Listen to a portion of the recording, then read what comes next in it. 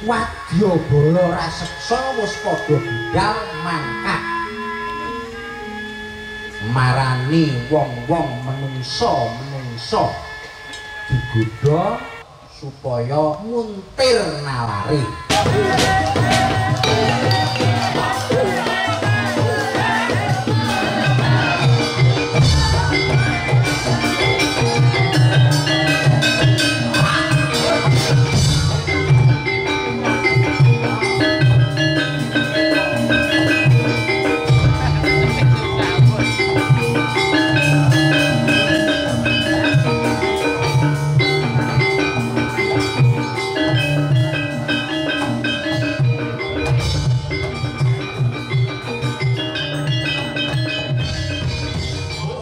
Wayang kulit, kesenian tradisional Jawa ini tentunya telah lama menjadi sebuah pertunjukan kesenian yang sangat disukai sebagian besar masyarakat.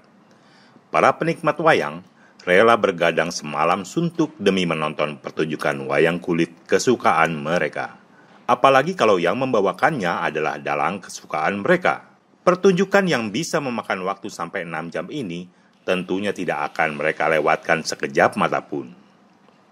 Belakangan ini sebuah peristiwa unik muncul dalam dunia seni wayang, yaitu hadirnya wayang baja Nek Salum, karya seniman besar Sujono Kron asal Magelang.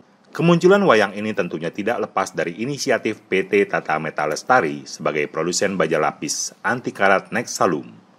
Perusahaan yang tergabung dalam Tata Logam Group ini mendukung kreativitas Sujono yang memiliki ide untuk membuat wayang dari bahan yang tahan terhadap berbagai cuaca agar wayang tersebut dapat dipajang di luar ruangan sebagai bagian dari keindahan eksterior suatu tempat wisata.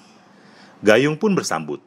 Kekuatan bahan baja Nek Salum yang diolah oleh tangan terampil Sujono akhirnya menghasilkan karya seni yang unik, indah, dan kuat.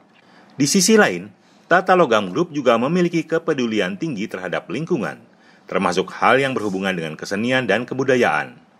Selaras dengan nilai perusahaan yang menjunjung tinggi kreativitas dan inovasi, Tata Logam Group selalu mendukung kegiatan-kegiatan seni dan budaya. Apalagi saat di masa pandemi, di mana saat banyak pekerja seni yang terhambat kegiatannya karena pembatasan di sana-sini.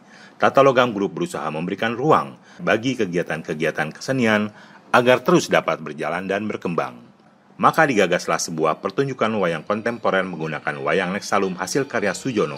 Kita semua mengetahui, sebuah pertunjukan wayang yang bagus tentunya bergantung pada keahlian dalangnya.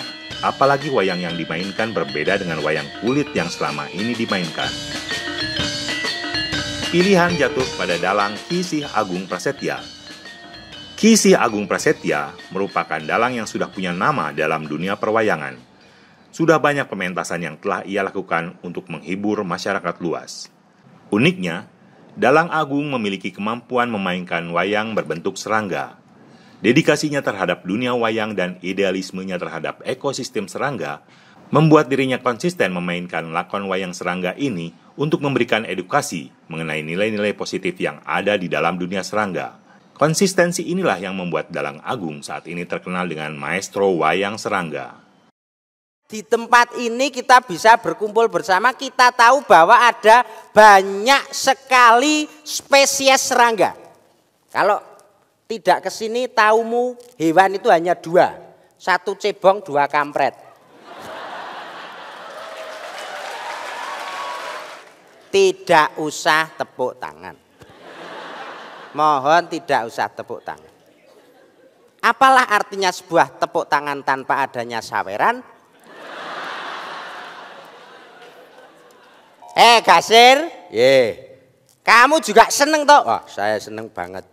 Ini di tempat ini semuanya orang-orang muda berperan secara aktif untuk menggerakkan segala lini hal-hal yang bermanfaat positif untuk kemajuan kehidupan kita bersama. Oh, tepuk tangan. Optimis, tidak ada yang pesimis. Optimis menatap masa depan. Nah, kita ini sebagai katakanlah kalau bisa disebut seniman, menyuarakan tentang lingkungan hidup ini dari sudut pandang seniman. Jangan sampai Kehandalan dan integritas Sih Agung Prasetya sebagai dalang memang sudah teruji. Itu sebabnya Tata Logam Group mempercayakan pementasan wayang Baja Nextalum ini kepadanya. Sebuah pilihan yang tepat. Dalang handal yang tergabung dalam Sanggar Saujana ini berhasil menyajikan pagelaran wayang Nextalum pertama di dunia. Di Studio Mendut Magelang, keunikan wayang Nextalum yang dipadukan dengan keseruan cerita tingkah pola para Punakawan dan Pandawa Lima berhasil menjadi sebuah pementasan menarik dan memukau. Video pertunjukan wayangnya yang tayang premier di YouTube langsung menyedot perhatian dan disaksikan 5.000 lebih penonton. Pada umumnya kan seorang dalang itu kan memainkan wayang itu berbahan kulit gitu ya. Tapi kali ini kan bahannya agak berbeda dari yang lain, yaitu bahan logam yang disebut Nextalum itu. Memang karena pertama kali sehingga rasanya juga agak canggung. Yang pertama karena biasanya kan kalau bahan-bahan logam kayak gitu kan istilahnya tajam gitu ya apanya itu. Jadi kita juga mau memainkan seperti wayang itu juga agak nanti kalau luka dan lain sebagainya. Nah kemudian dari sisi bobot beratnya itu lebih berat. Nah, mungkin nanti ke depan dibuat mungkin dari segi ukurannya ataupun istilahnya cempuritnya itu, pegangan wayangnya itu yang lebih enak untuk dipegang, itu lebih bisa nyaman ya untuk dimainkan. Nah kemudian memang ya ini kesan saya juga pertama kali sih, dan mungkin juga pertunjukan wayang berbahan ini juga sebatas yang saya tahu juga yang pertama kali ini. Jadi memang ini agak aneh ataupun agak unik gitu ya. Orang kita nyeleneh sidik ya Pak? Ya nyeleneh itulah itu ya. Nah kemudian juga bentuk pertunjukannya itu kan tidak seperti wayang yang pada umumnya atau dalam persepsi orang gitu ya. Kalau wayang itu kan biasanya kan semalam suntuk, memakai panggung seperti itu, kemudian tata lampu, kemudian pakai gamelan yang komplit, kemudian pakai layar putih atau kelir itu ya, atau geber itu. Tapi kali ini kan tidak pakai kelir dan lain sebagainya supaya ada komunikasi antara dalang dengan penonton. Jadi menurut saya, bagi saya juga sensasi sih ya. Pertama kali memainkan ini, cuman karena yang namanya seni itu kan pasti berkembang. Artinya setelah ini main seperti ini, kita dapat pengalaman baru. Berarti kita nanti ke depan kalau ada lagi, berarti kita harus dengan pengalaman seperti ini nanti kita tingkatkan, kita ubah, dan lain sebagainya. Kira-kira itulah. Ini kan biasanya kan kalau wayang kan dari kulit, enteng banget gerakinya. Ini kan dari bahan Nextalum, pastinya lebih berat kan. Ada cerita nggak itu tangan atau jari yang luka, lecet? Ini ada itu? Nih 3. Nah ini kena bawahnya itu toh.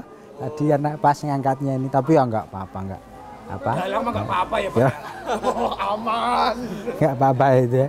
Jadi luka kena bagian kakinya itu, nanti ini langsung sembuh. Hilang. Oh iya Pak, untuk khususnya untuk kaum milenial nih ya Pak, wayang kan salah satu budaya bangsa kita yang sudah diakui dunia ya, UNESCO bahkan kan.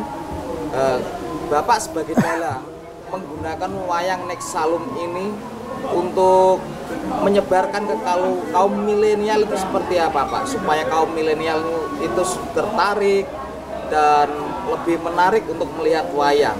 Apa mungkin konsep ceritanya bisa dirubah dengan gaya anak muda sekarang atau gimana Pak? Ya. Yang pertama dari sisi durasi. Sekarang orang itu kan cenderung yang serba instan, serba cepat, serba apa. Jadi durasi itu kalau semalam suntuk itu ya baik. Tapi kalau untuk kalangan yang anak muda atau yang super sibuk itu kan nonton semalam suntuk itu kan kalau udah dalangnya sangat-sangat sudah punya nama atau terkenal atau punya keahlian yang mumpuni begitu kan ini sulit. Dari sisi durasi ini pendapat pribadi ya. Betul. itu durasi itu tidak harus semalam suntuk. Ya, mungkin 1 jam cukup. Tergantung kepentingan acaranya. Untuk alur ceritanya disesuaikan. Alur ceritanya bisa kita ubah sesuai dengan kondisi zaman, kan begitu. Bisa menyesuaikan dengan kondisi zaman sekarang ya Pak. Harus. Tren. Kalau itu iya harus. Jadi kan gini ya Pak ya, seumpama kita ini anak muda rombongan mau nangkap wayang tapi nggak mau semalam suntuk, durasi 1 jam aja, mungkin bisa dipersingkat gitu ya ceritanya. Bisa. Atau kita ambil poin-poin tertentu, gitu kan. Jadi dalam pembicaraan pun kalau pendapat pribadi saya ya silahkan berkembang. Jadi ya dikembangkan. Jadi hal-hal yang aktual saat ini kan bisa diangkat. Misalnya seperti tadi kan bahwa kita ngomong kalau dalam bahasa wayang itu kan ada istilah orang yang sakit nandang yogi begitu ya. Nah ini kita sampaikan saja sesuai dengan keadaan sekarang. Misalnya Yudhistira itu ternyata sakit darah tinggi kan boleh itu. Oh, iya. Gitu ya. Jadi betul. kok sakit seperti itu misalnya seperti itu. Nah itu kemudian yang penting adalah itu kontekstualisasi lakon ataupun alur cerita. Itu yang menurut saya penting. Di samping juga sekarang cenderung kan iringan itu atau gamelan itu, tabuhan itu kan cenderung menginginkan yang seger, yang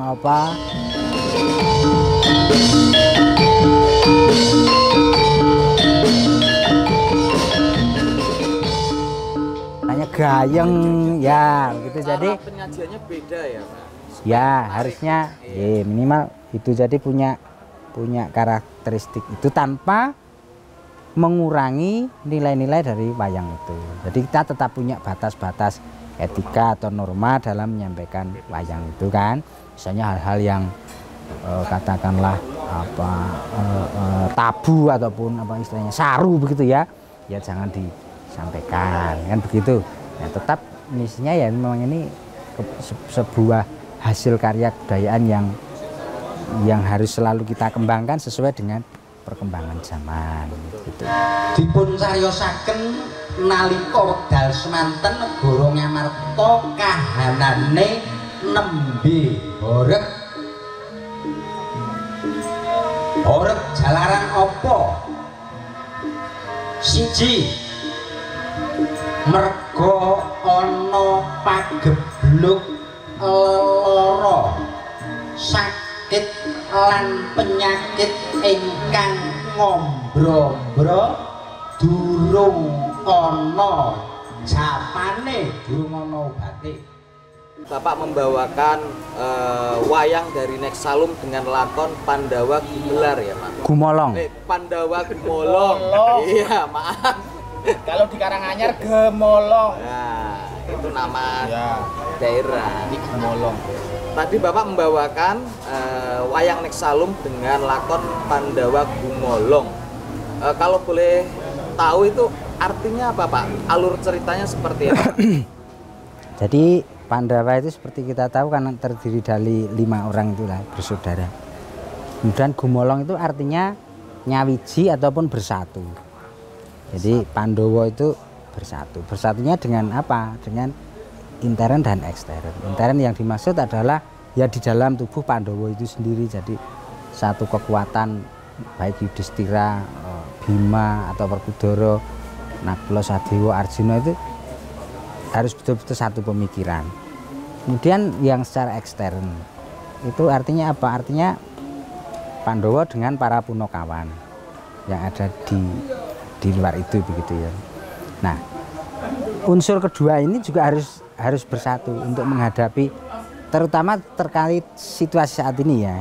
Situasi saat ini itu kan tidak bisa kita menanggulangi pandemi ini secara sendiri-sendiri, tidak bisa. Harus kerjasama. Harus kerjasama. Jadi ya pemerintahan, ya rakyatnya, ya pengusahanya, ya industrinya, ya seniman, ya ilmuwan, ya apapun lah harus bersama-sama.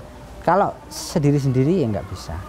Kesehatan berdiri sendiri, nanti industri berdiri sendiri, senimannya sendiri, wah nanti malah saling bentrok kan, itu menjadi tidak rukun. Dan saya kira nilai-nilai dalam perusahaan juga demikian. Jadi harus Gumolong harus bersatu antara katakanlah Atasan. owner, manajemen, kemudian karyawan, buruh sampai yang tukang bersih-bersih lah ya. Iya. Nah itu harus bersatu, harus memang betul-betul memiliki visi dan misi yang sama, kira-kira itu.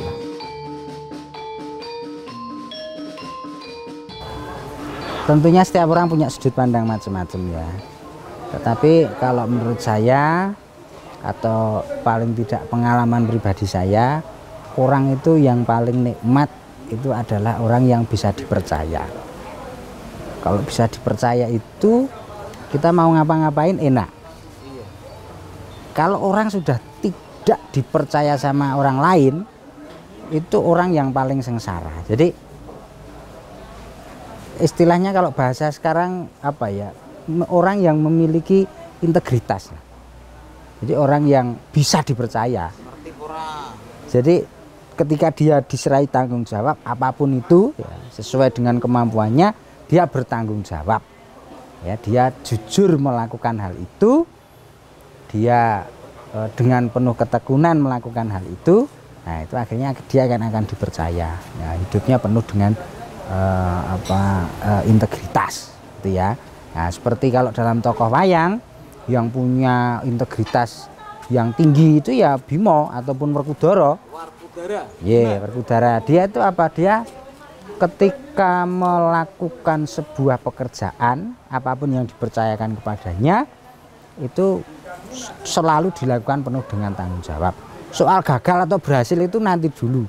Yang penting dilaksanakan dengan yakin, dengan penuh integritas, sehingga orang akan mempercayakan segala sesuatu yang lebih besar dari yang dia terima sekarang. Jadi kuncinya menurut saya juga itu harus bisa dipercaya, harus memiliki integritas. Itu ya. Siap. Integritas dan kecintaan Dalang Syih Agung Prasetya kepada seni budaya Indonesia tentunya dapat menjadi contoh maupun inspirasi bagi kita agar dapat terus bersemangat untuk menghasilkan sesuatu yang bermanfaat bagi orang lain. Cintai produk dalam negeri, hargai ide, seni budaya Indonesia.